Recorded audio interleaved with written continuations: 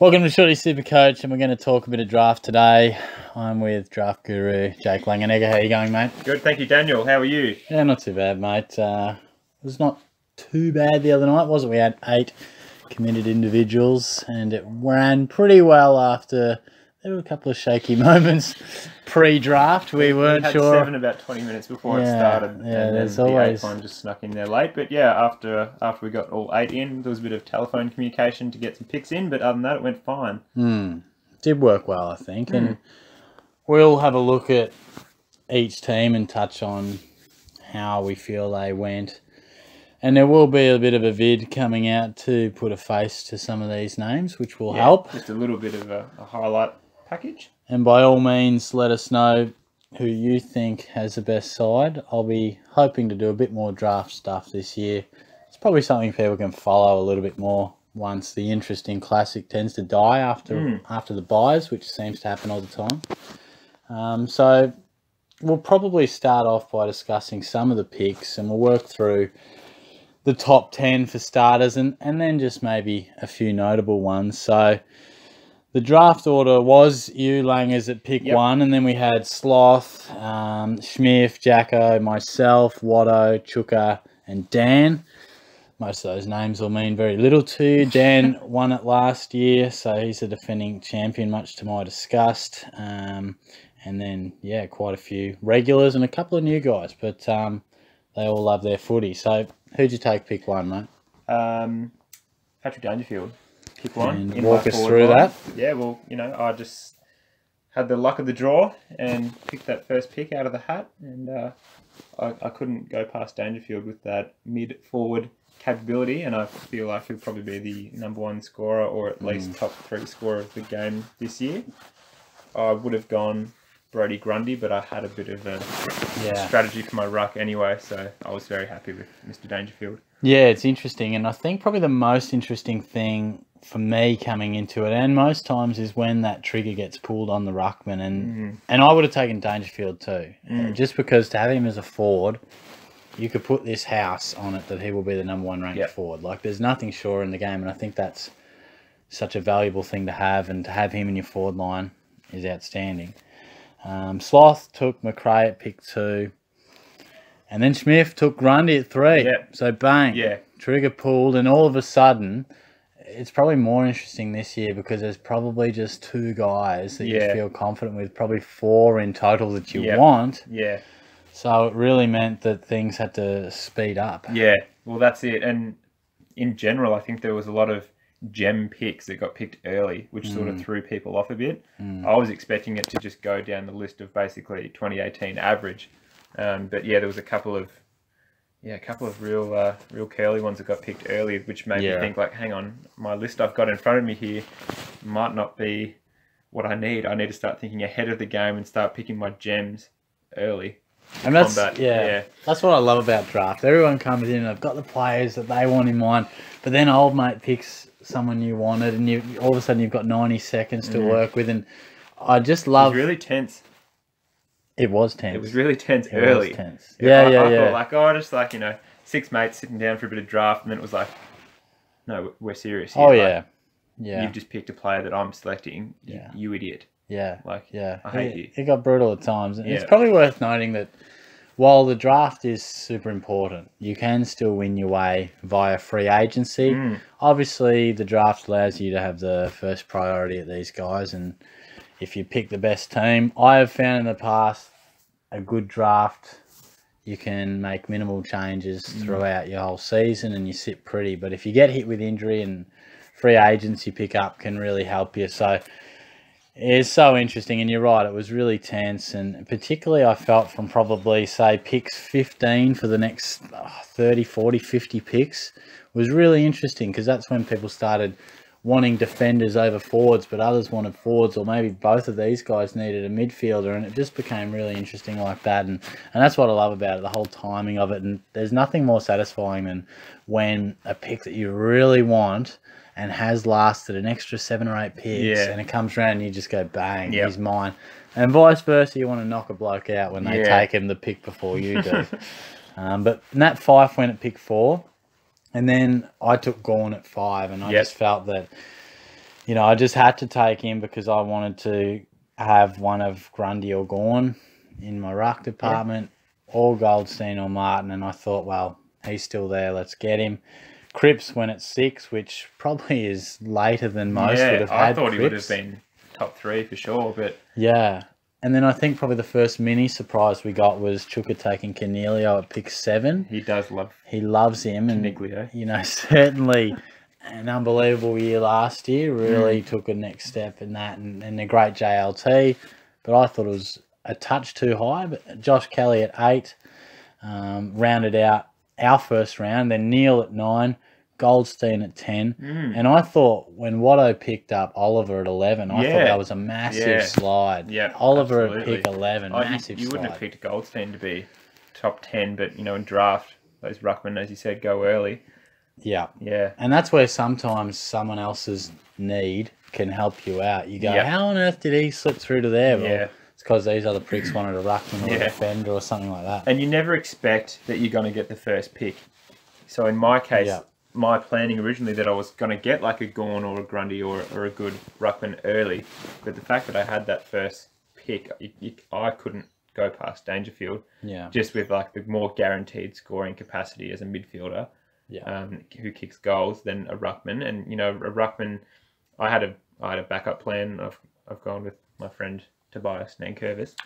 And he was my second pick for the ruck anyway, because he's always going to get till left later in the draft, and I was happy to pick him up at like my 4th or 5th pick. So no, it was a handy pick. And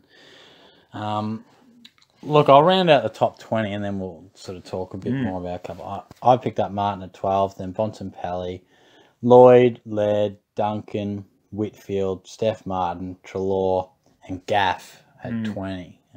It's pretty solid top 20. It's pretty solid top 20, and just a couple other picks, and feel free to, if any names jump off the page, mate, to suggest. But Zach Merritt, there's a bit of controversy in this one. Our good friend, our good friend Chook went the old double pick when he didn't have 2 picks in a row, which he stole Dan's pick. But nonetheless, I think Merritt, who is inevitably Dan's player, I thought he was a very good selection at pick 42. Or thereabouts. So I thought that was good. Chook it doubled up. He picked his first pick and then thought he had, because we went in the snake order, he thought he had his second straight away. So he picked Mitch Wallace. That was actually Dan's pick. Dan's first pick. So Dan ended up choosing Luke Ryan and then had to draft just like a dud forward, I think, because Chuka was going to trade back Wallace. For Merritt. In essence, it was that was the only controversy of the night, but it rattled Chook because he was just like, what's going on? In essence, so he just had to keep tabs on that he actually wasn't there, and you guys will trade him back at some stage during the week. And then I thought Ablett, who Sloth picked up at 49. I thought that was, and it was unexpected. Sloth was phoning in via the text, and it caught the room a little bit off guard. But he did tell me over message that he'll back him in to average 100 plus, even as a forward. He's backing the little master in. And there wouldn't be too many drafts that Ablett goes at 49 over the past few years, but probably most may have thought he would slip beyond that. And I think it was a pretty even split. I reckon there was about 4 players or 4 teams that were going a traditional, safe, researched sort of route. And there was 4 teams that were going their gems early and going the more speculative risk and reward picks. And I think it was a good balance to have because, I think, just the way that the draft worked out, not everyone's plans ended up being the way they wanted it. But yeah, and it's interesting that sort of picking that guy that you really want, but maybe he is a bit of a gem, so maybe can you get him later? Do you take that risk? And as you said, some people opted to not take that risk and just get him while they could, which was interesting.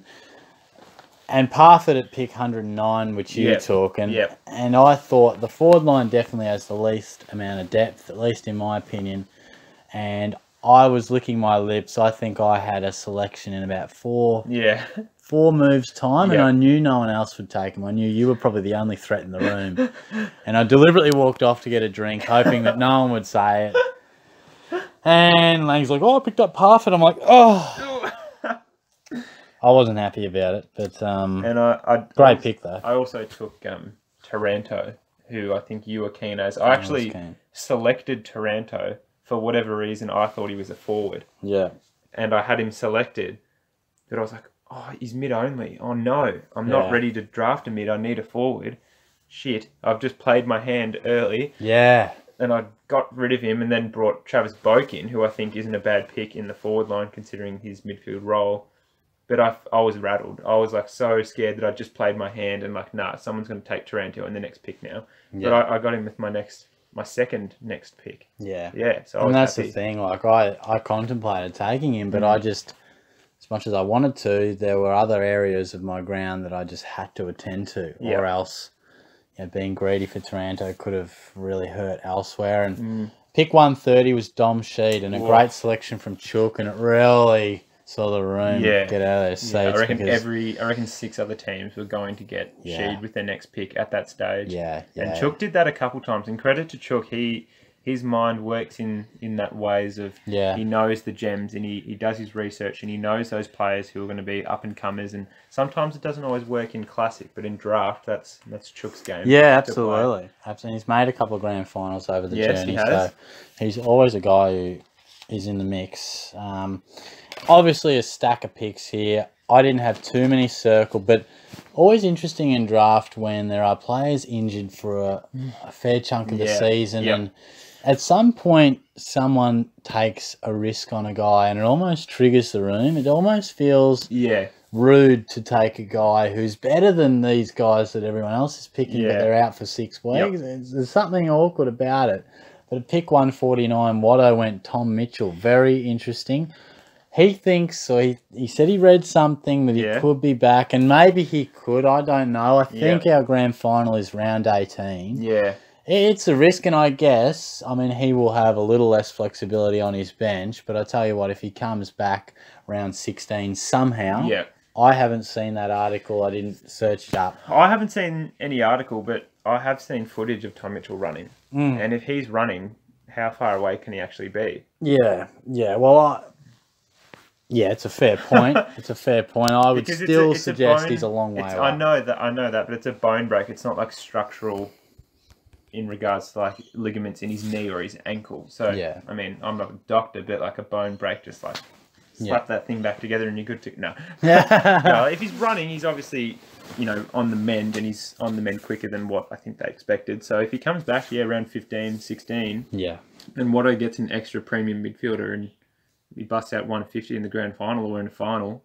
Yeah. It's a smart move. It's a punt, but at pick 149, it's one worth taking. And that, I was going to do it anyway. I had Adams scheduled and written down, but it certainly triggered that. And I picked Taylor Adams up at selection 150, which I couldn't be happier with it. Probably at about pick 145, I was like, hang on, Adams is still in it. And I looked up, I somehow thought he was out for 6 to 8.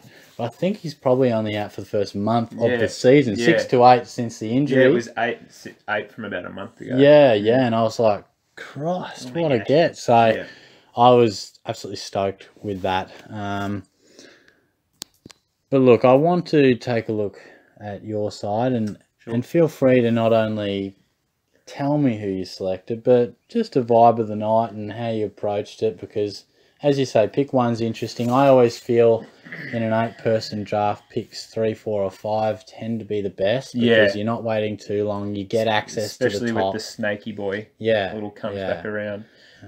So obviously with that first pick, I had pick number 1 and then I'd had a big wait. And it was a big wait for me. And lucky I had Dan on call and I was doing his picks because I would have gone forward otherwise. So my second and third picks were Mitch Duncan, because I had to get a midfielder in there, and Lachlan Whitfield in the defence, who is essentially a midfielder. He's my number 1 defender. So reading from the back line, Lachie Whitfield, doubled up on a couple of pies in Jack Crisp and Jeremy Howe. Jared McVeigh is my 4th pick in the defence, and I picked him reasonably late. I think he can still score, 80s every week, which in draft is fine for a defender. Yeah. And one which we had a little discussion about before, you don't seem to rate, Hayden Crozier from the Bulldogs. I've just read a couple of things this season, and I know there's a couple of movements around at the Bulldogs, and I just think he'll explode this year, Daniel, especially with Johannesson out for the first couple of weeks with injury. And well, you're big on him, and I'm trying to look for his name, but you got him pretty late. Yeah, it was very late in the draft. But I was happy at the fact that when I picked him, no one said a thing. And I was like, how bloody good am I with this pick? No one's even known how good this is, but no one might have said anything because it might have been a dud pick, but that's all right. I've had him in the past, and I just think he's a little bit of a tease. I think he's got a lot of ability, and I know that at times it's been talked about him with that lovely boot of his and playing a role off halfback flank, and he'll get opportunity. He wasn't a guy that I was looking to pick up, but you were quite excited about it. Morris has just gone down too. He does a little bit of not run and carry, but he does exit the back line a little bit. He's not just a key pillar. On my bench spot for defence, I've got Michael Hibberd, who actually got quite late as well, and he can just come in as the bench cover. So as I said, in my midfield, my first midfielder is Mitch Duncan. I've got Scott Emblebury. Which will make sense. Scott Pendlebury in the second spot, and Angus Brayshaw actually picked as my third midfielder to the groans of you guys, because I think a lot of you were expecting to get him. He's a great draft option. I couldn't fit him in my classic midfield, but I was happy with that. Mark Murphy. Luke Shuey slipped down really far. He wasn't in Robbo's top 50. He wasn't in our top 50 either. Then I've picked David Swallow from the Gold Coast, and Tim Taranto is my last midfielder. James Cousins I have on my bench as my midfield spot, who I know you were keen to get as well. Toby Nankervis is my ruckman, and Cal Sinclair is on my bench. That was a good as a ruck spot. I got him in like my fourth last pick, I think. He was still just sitting there. Anyway, Patrick Dangerfield is my number one forward spot and my number one player, accompanied by Sam Menegola, Travis Boak, Jack Darling, and Brandon Buffett, and Jaden Stephenson on the bench. No, overall, I thought that was a pretty good team. Thanks, Daniel. I think it's pretty well balanced. Like, you look at every... I would say if you're picking it apart, I think the back line of all lines looks the slightly weakest. Yeah, but it might be consistent. Well, it all depends how people rate people, doesn't it? But, I mean, I don't think McVeigh's in for a great season. And Howe can be... He's probably a solid 85 to 90. But you've also got, in my opinion, the top defender in the game in Whitfield. So, again, we're here to just pick teams apart. God. I need the soundboard. I'm happy with my balance. You're entitled to feel like that is a good side. There was a couple of teams that had absolutely ripper midfields and terrible forward lines, and I think that will hurt them. Chook. Look at his midfield in particular. And you're right, balance in draft is super important because it is so diluted across the whole competition, and the top 170 players are all picked or whatever. Sometimes you might just, your guy scored 110, but so did the other guy's gun. Sometimes it's about limiting that 40 or that 50, so.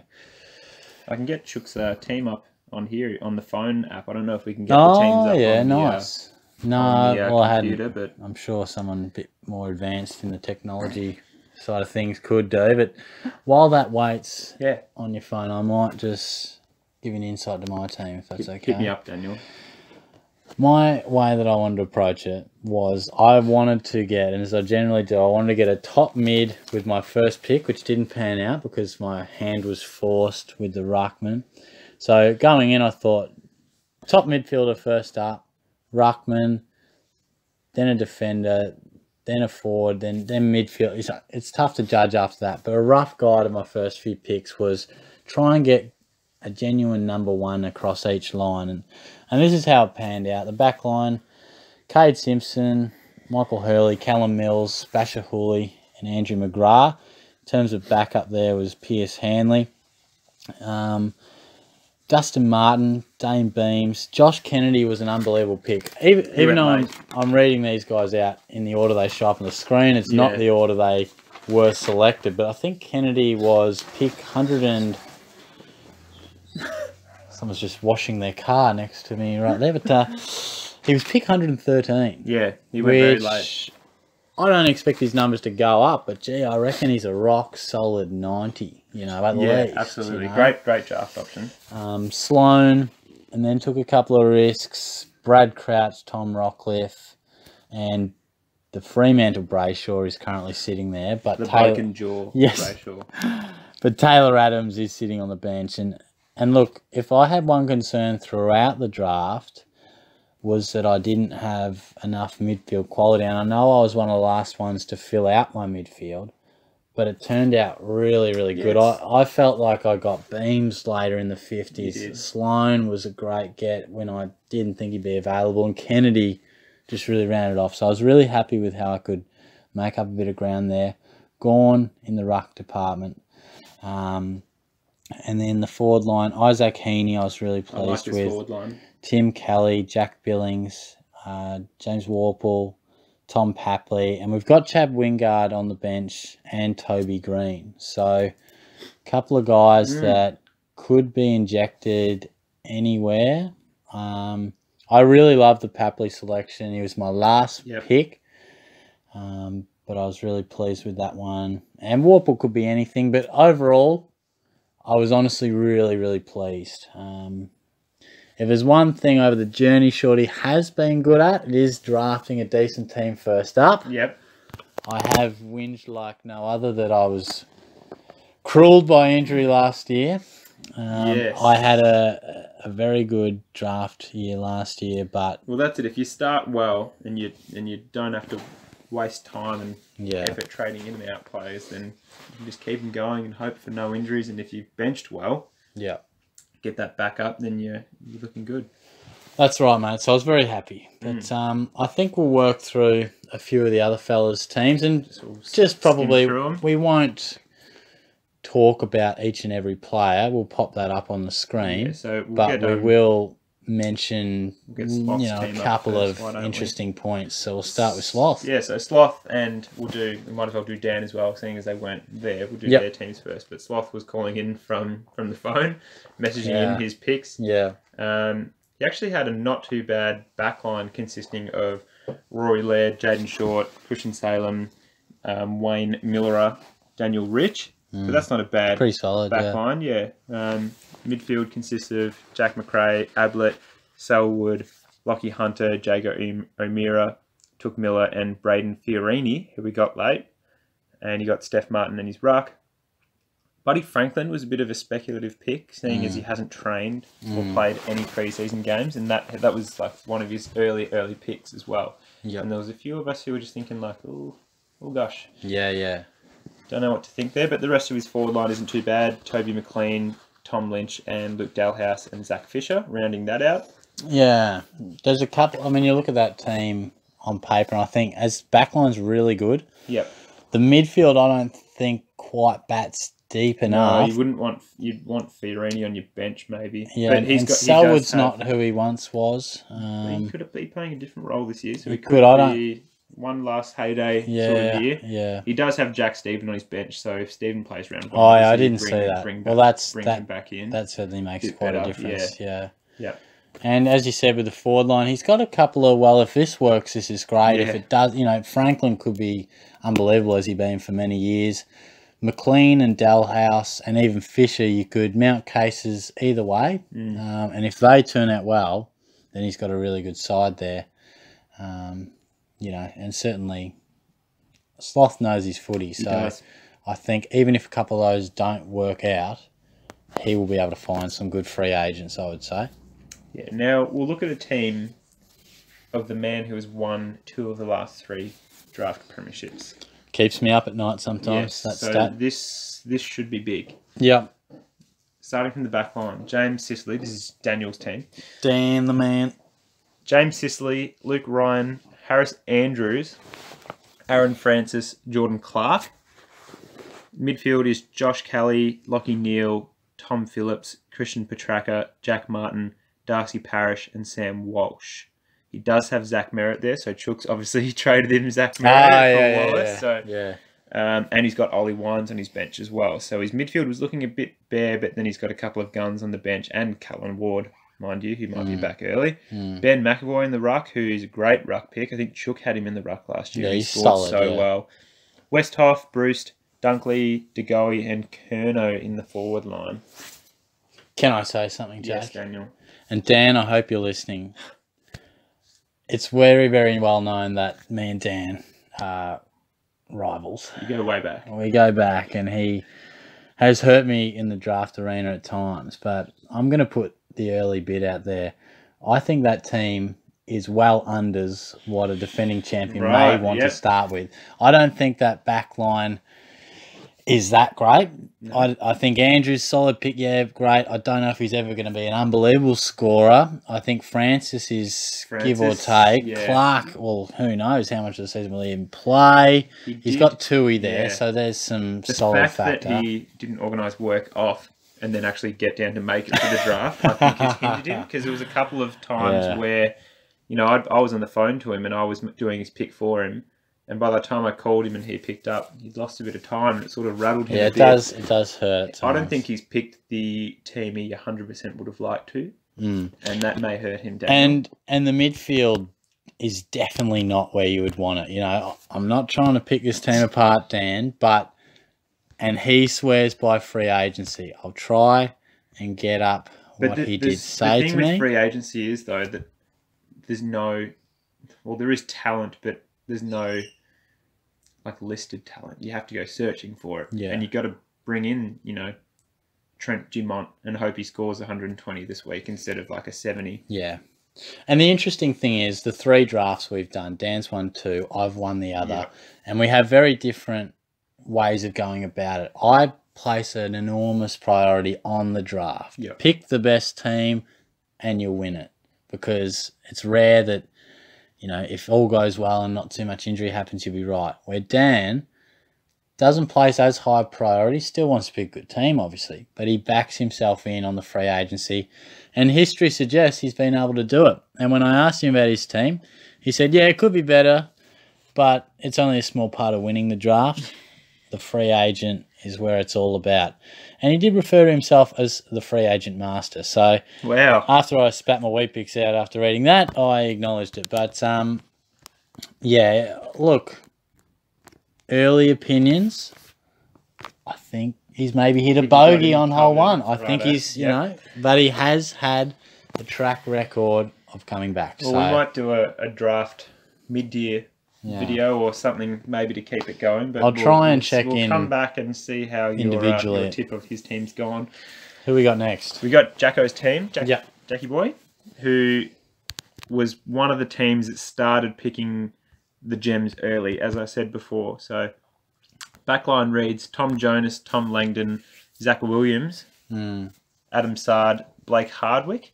Yeah. So a decent backline of mid-price players that should score reasonably. Yeah.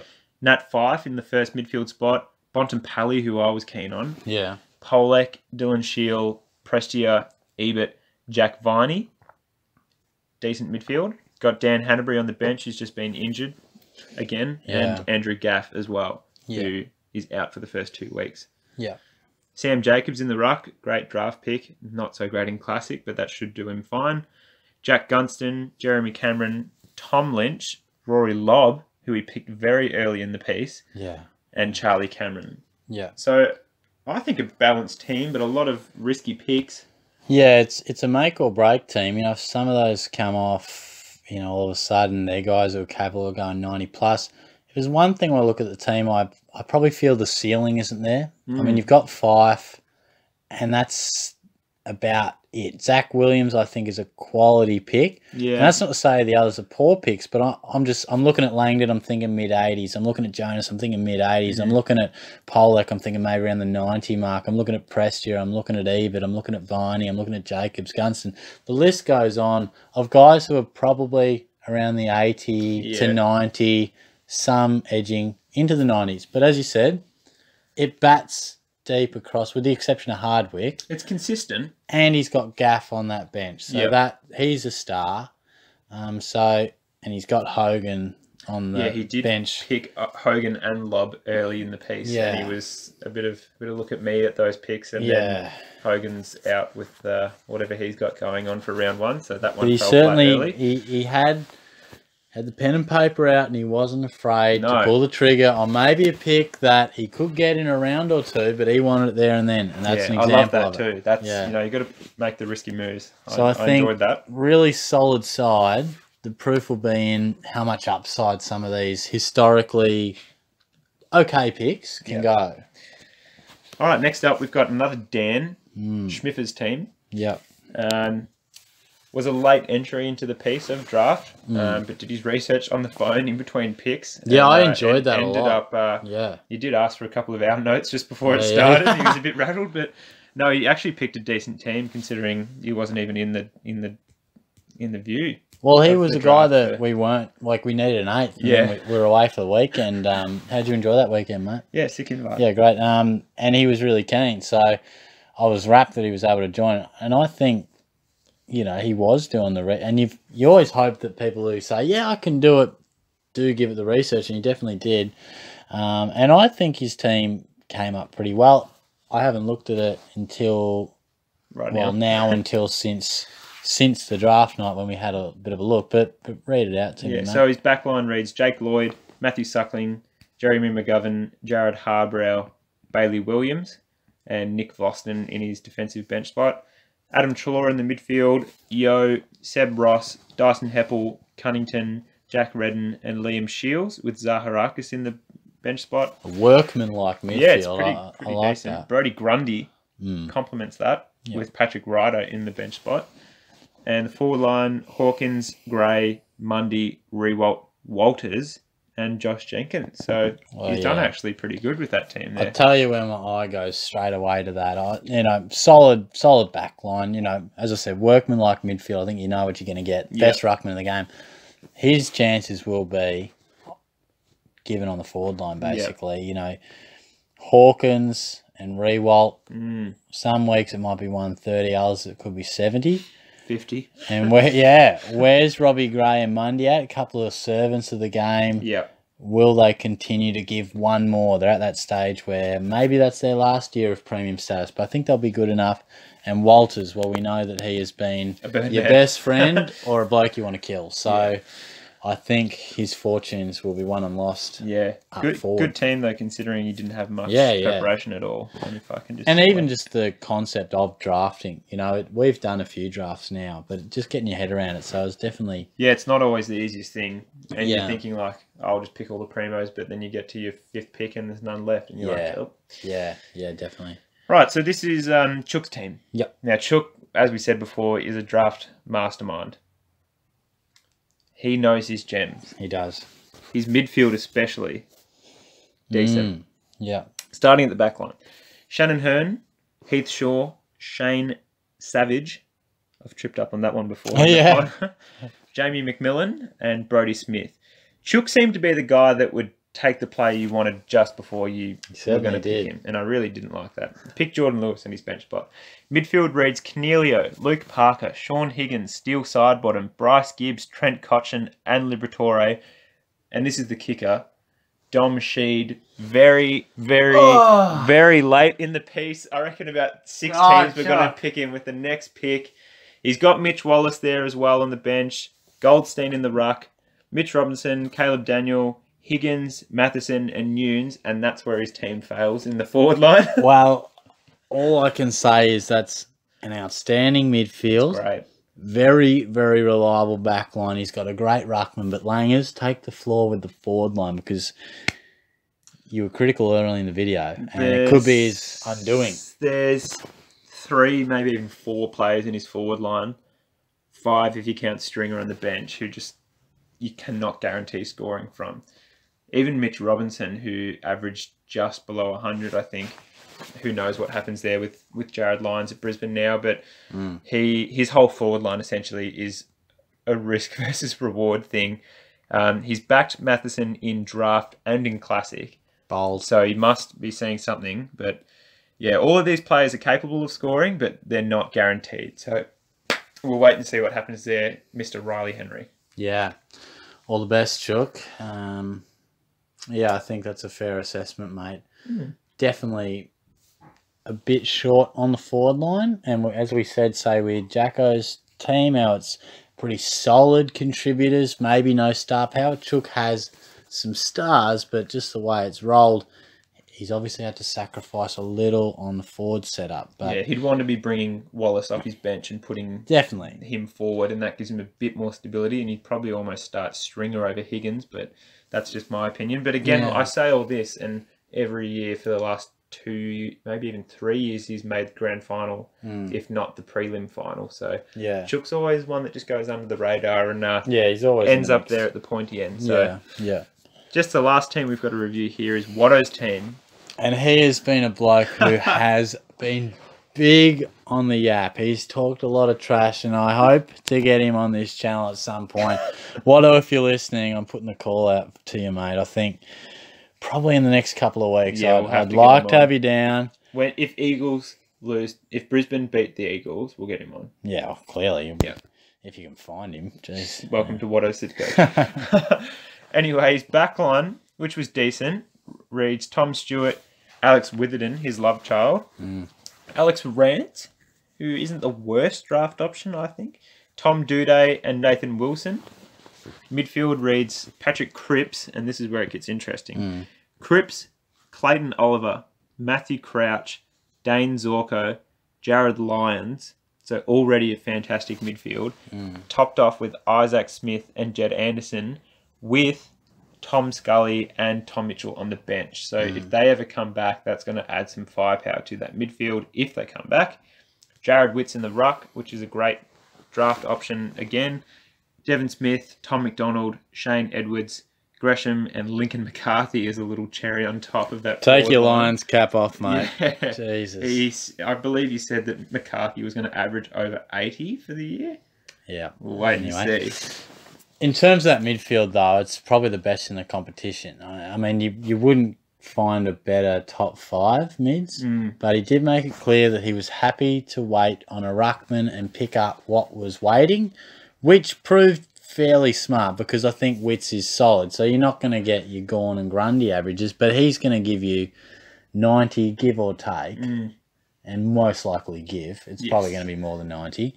And, the dividend of that was a really, really good midfield. I think it's up there with one of the better teams of the draft.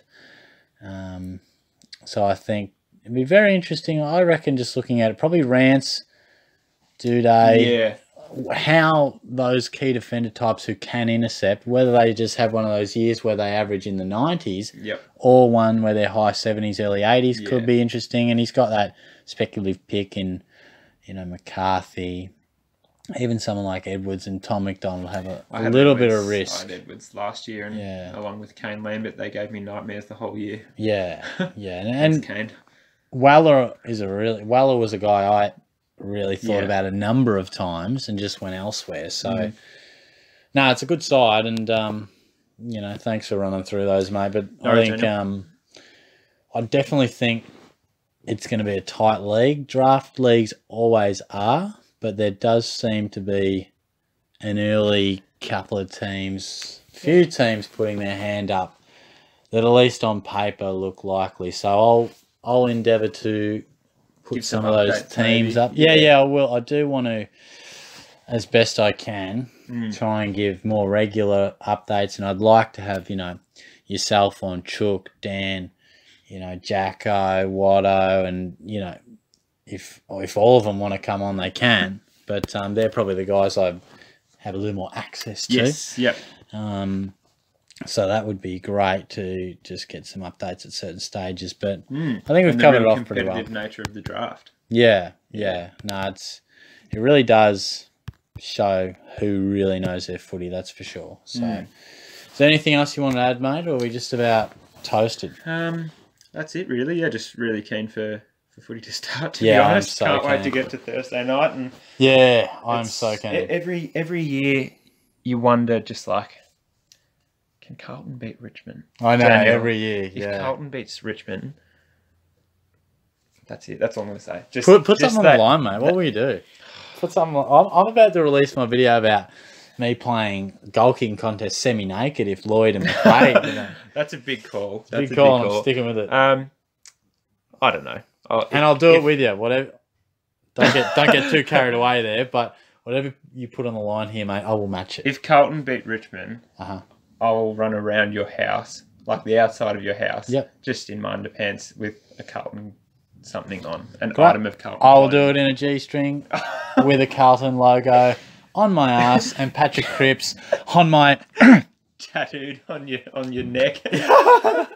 Just Google's, because it's not happening, Blues fans. Yes, it is. Google's Carlton Borat Mankini. Pops up somehow. Sloth's modelling it. No, good stuff. Well, thanks for that, mate. No worries, Daniel.